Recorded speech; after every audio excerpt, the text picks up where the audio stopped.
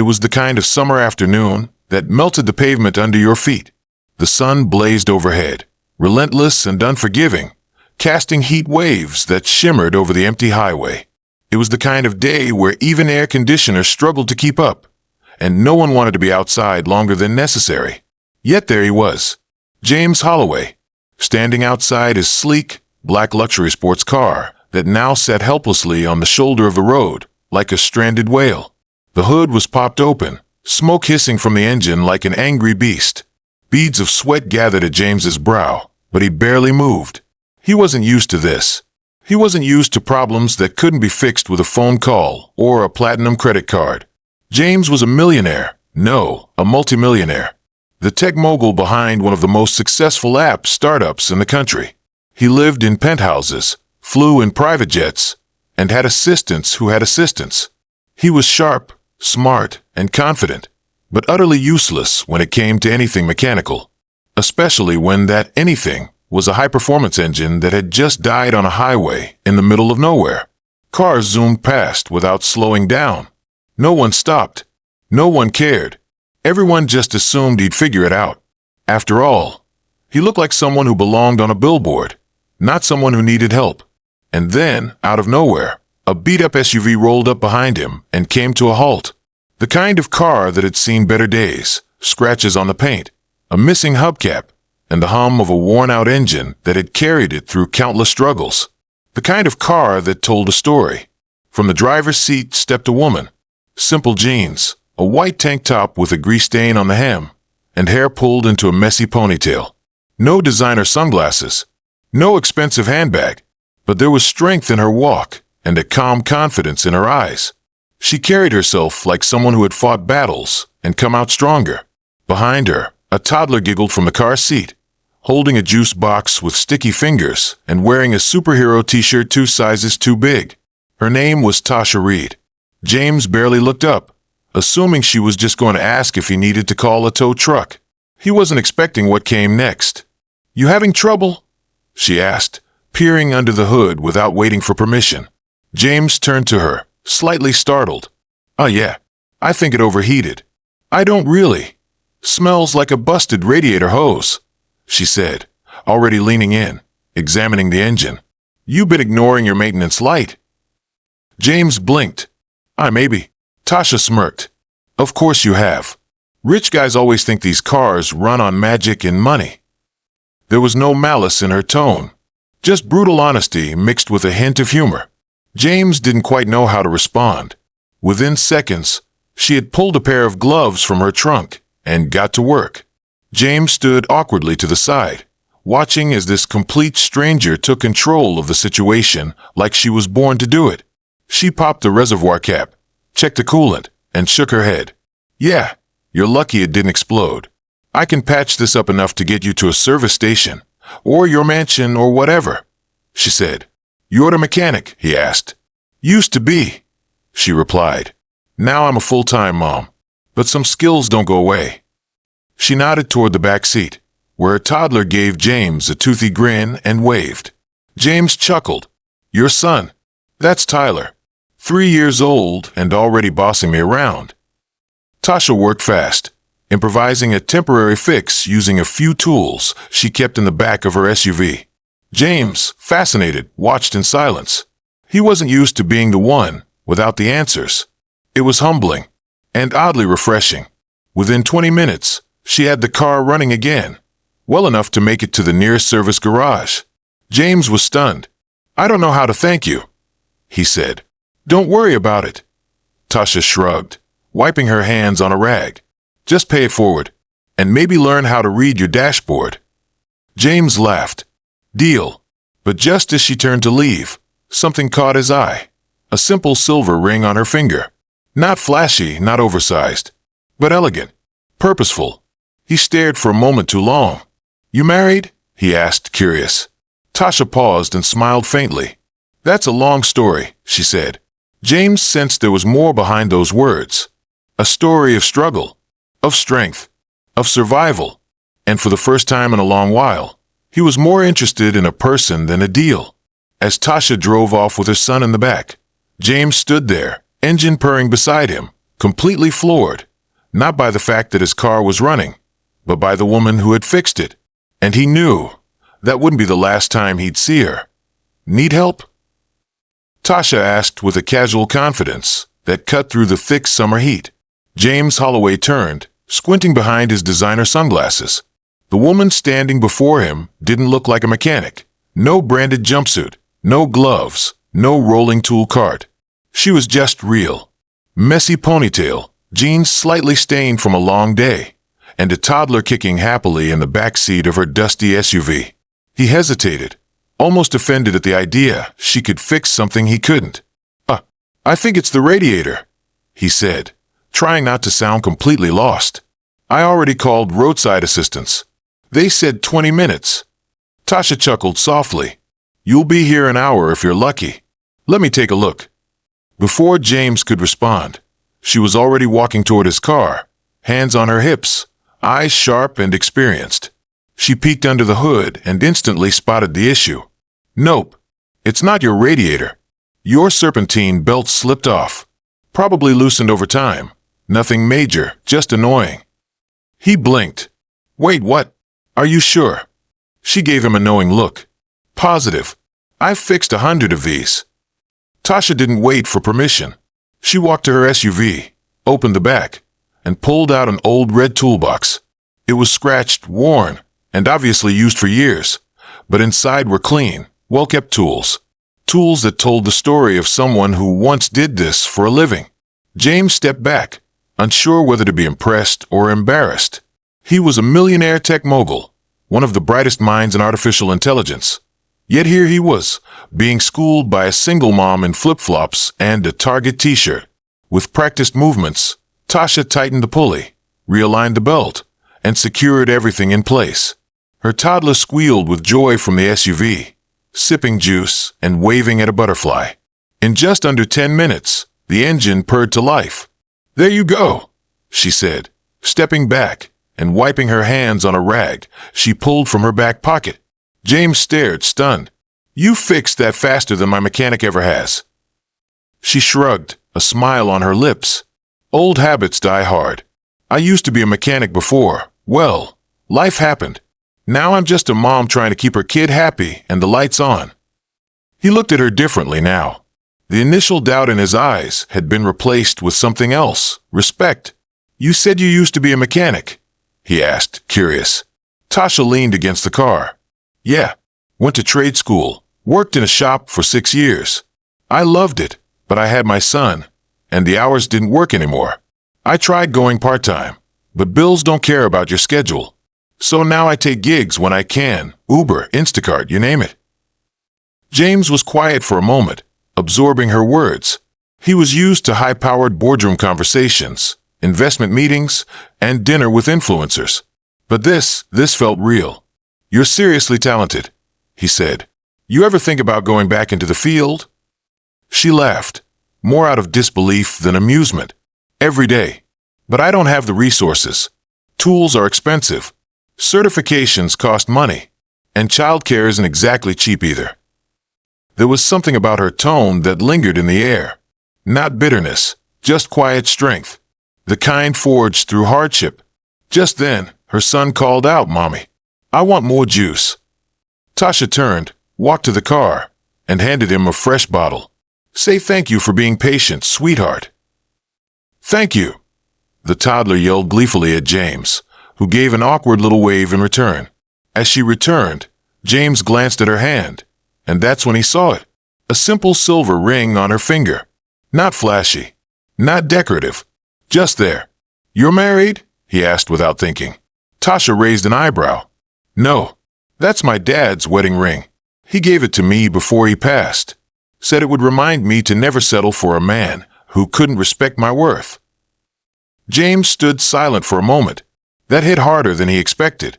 "You know," he said after a pause, "I run a couple of tech training programs.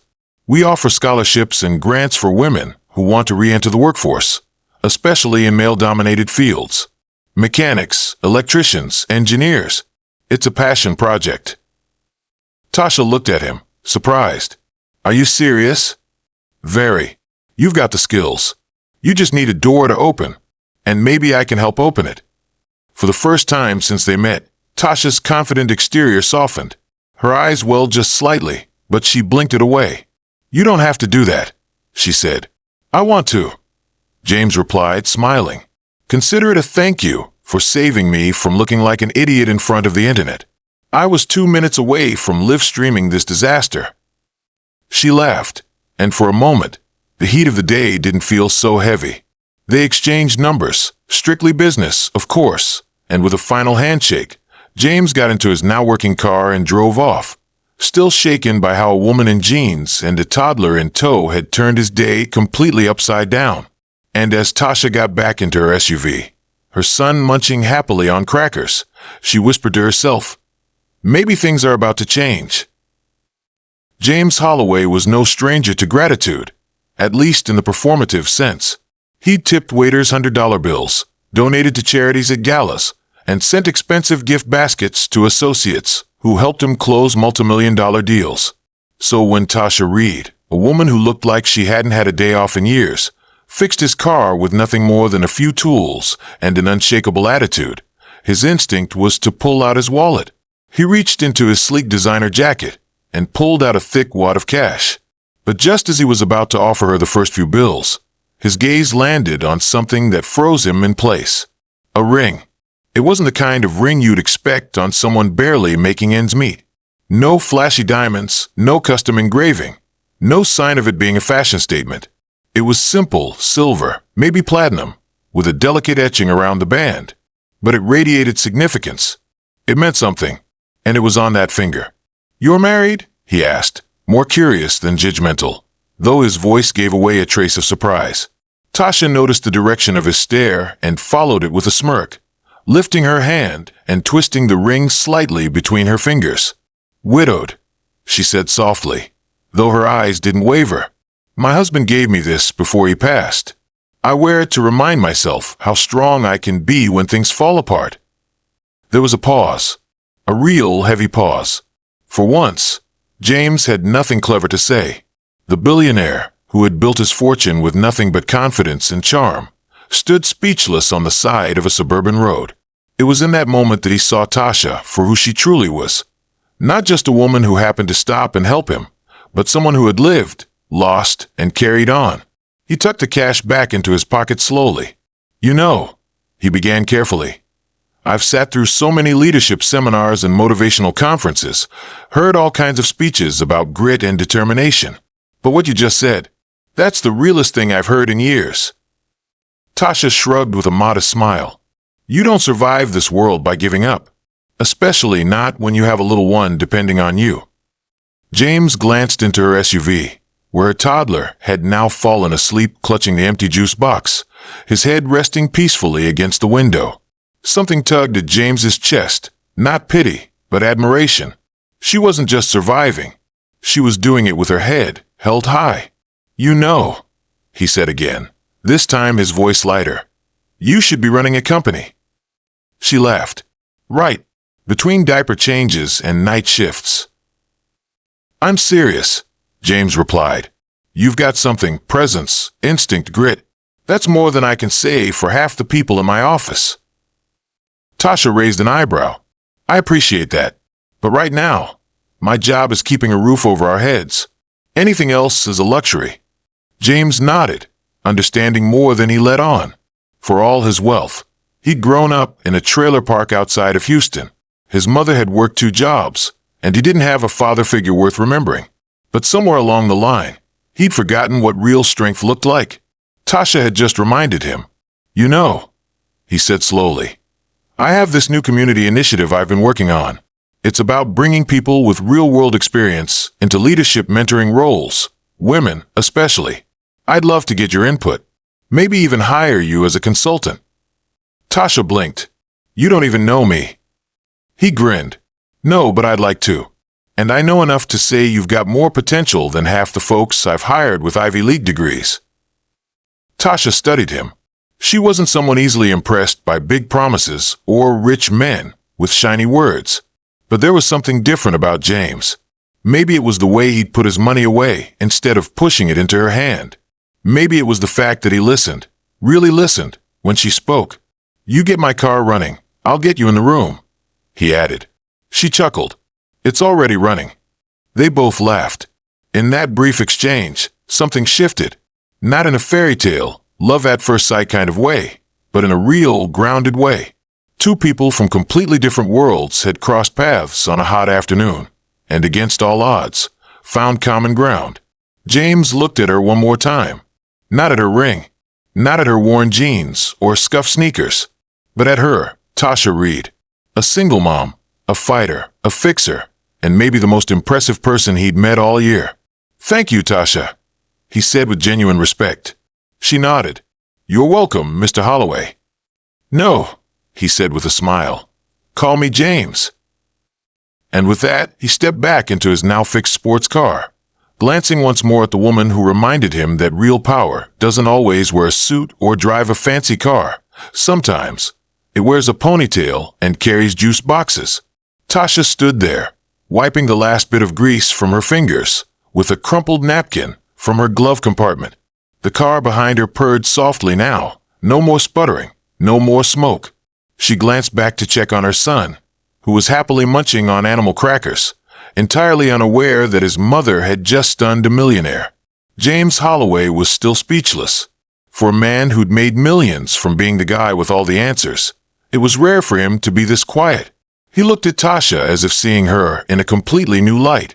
No longer just a stranger who pulled over on a hot afternoon, but someone who carried with her an aura of quiet strength.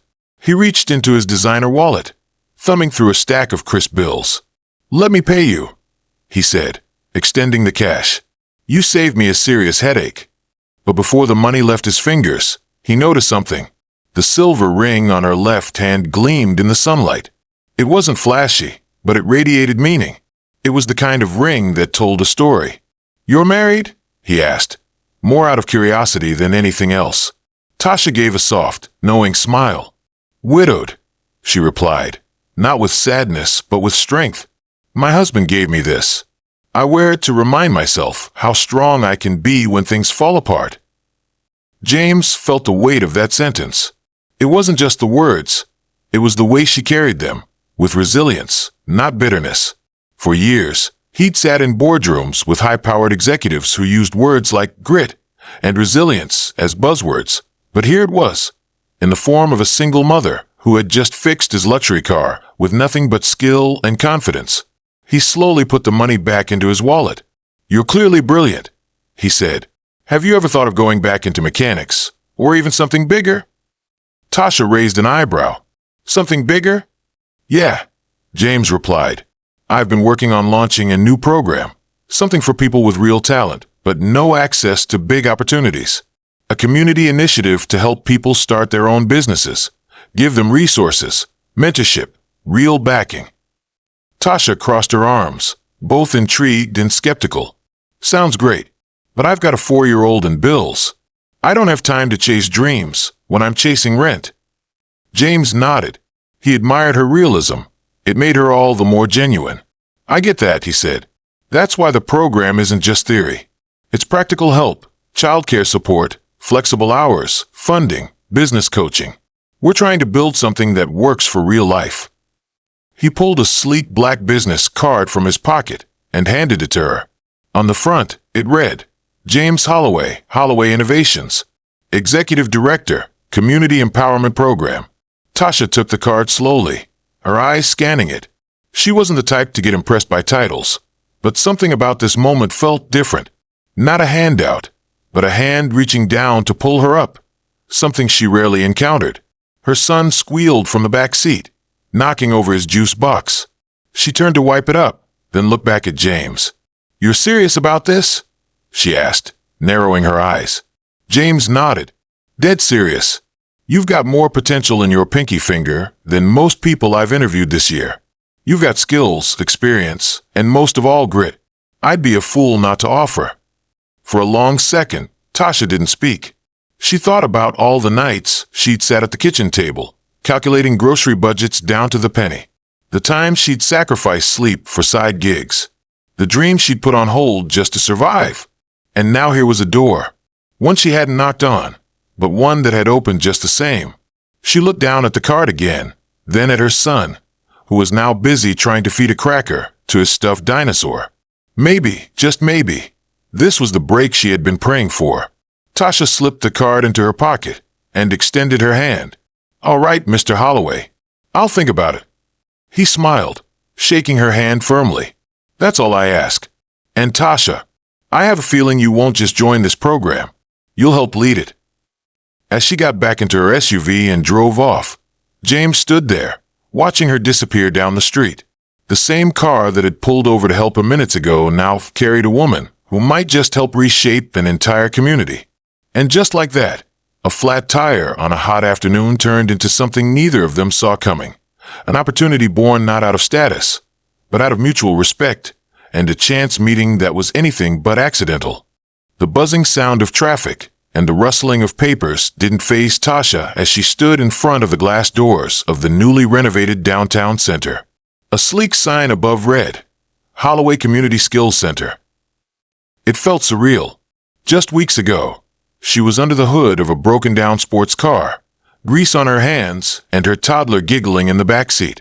Now she was standing tall in a navy blazer, her hair neatly braided, holding a folder with her nameplate, "Tasha Reed, Lead Coordinator."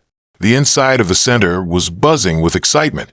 Journalists set up cameras, local entrepreneurs and families filed in, and staff hustled to get everything ready for the grand opening ceremony. At the center of it all was Tasha, cool, collected, and completely in her element. She didn't need diamonds or a designer handbag. She didn't need to shout her achievements. Her presence spoke volumes. Her journey from an overlooked single mom to a community leader was already inspiring people, and they hadn't even heard her full story yet. James Holloway walked in shortly after, dressed more casually than usual, gone with the designer sunglasses and the stiff boardroom attitude. Instead, he looked every bit like a man proud of something truly meaningful. He spotted Tasha and walked over with a warm smile. "You ready for this?" he asked, genuinely impressed by how far she had come in such a short time. Tasha nodded. "Born ready." James chuckled. "You've done all the work. I just gave you a card." She looked around the bustling center and smiled. "You gave me more than that. You gave me a shot, and I'm not letting it go to waste." The community center wasn't just an auto repair shop. It was a multi-purpose hub where people, especially women, single mothers, and at-risk youth, could come to learn life skills, take certification courses, get job placement help, and rediscover their confidence. The garage in the back had 5 repair bays, complete with brand new equipment donated by James's Tech Foundation. The front had classrooms, daycare space, and even a lounge where parents could rest while waiting for their kids. As the event began, the crowd gathered around a small stage. Cameras flashed, and people whispered in excitement. James stepped up first and spoke with confidence. "When I broke down on the side of the road a few weeks ago, I didn't just meet a mechanic. I met a visionary. Someone who reminded me that brilliance often hides in plain sight. This center is not about me. It's about her."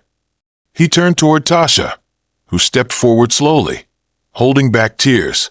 Taking the microphone, she looked out at the audience and saw not just strangers, but potential stories like hers. Mothers fighting to provide, teens looking for direction, women with grit, but no platform. She took a deep breath. "I'm Tasha Reed. I'm a single mom, a mechanic by trade, and a fighter by necessity. I know what it feels like to be dismissed, to be overlooked because of how you dress, or because your hands have grease on them instead of polish. But that doesn't mean we don't have value. It doesn't mean we don't have dreams. It just means we need a chance." The crowd grew quiet, hanging on her every word. This place isn't just a building. It's a second chance. For every single mother who's been told she's too late, for every young girl who's been told mechanics is a man's job, and for every person who's been made to feel like they don't belong. I'm here to tell you, you do belong. You are enough. Tears welled up in the eyes of several people in the crowd. One woman clutched her teenage daughter's hand tighter. A young man in the back nodded, wiping away emotion he didn't expect to feel that day. As Tasha concluded, her eyes searched the crowd until they landed on the one person who meant more to her than anyone else, her son. He was sitting up front, legs dangling off the chair, his small fingers clapping wildly as she spoke. When she smiled at him, it wasn't just pride in her eyes, it was purpose. After the speeches, the ribbon was cut, and people were given a tour of the center. Several women signed up for the auto repair training program that same day. Others inquired about joining the business mentorship classes launching later in the month. The dream that had once felt so distant to Tasha was now tangible and growing fast. Later that afternoon, as the sun cast golden light through the wide glass windows, Tasha knelt beside her son. He was munching on a cookie, completely unfazed by the day's grandiosity. She whispered, "This is for you, baby. Every late night, every hard decision, it brought us here." He looked up at her and grinned, chocolate smeared on his cheek. "Mommy's famous now." She laughed and hugged him tightly. "Not famous, just finally seen."